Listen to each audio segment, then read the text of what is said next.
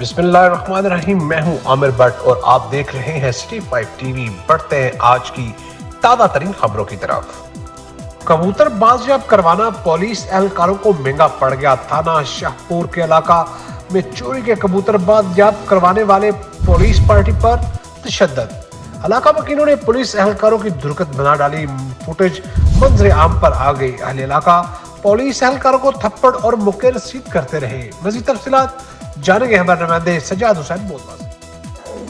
जी बिल्कुल, उकाड़ा के इलाका थाना शाहबौर में कबूतर बाजियाब करवाना पुलिस एहलकारों को महंगा पड़ गया। थाना शाहबौर के इलाका में चोरी के कबूतर बाजियाब करवाने वाली पुलिस पार्टी पर तशद्दुद।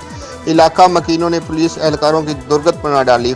फुटेज मंजर आम पर आ गई। अहले इलाका पुलिस एहलकारों को थप्पड़ और मुक्के रसीद करते रहे।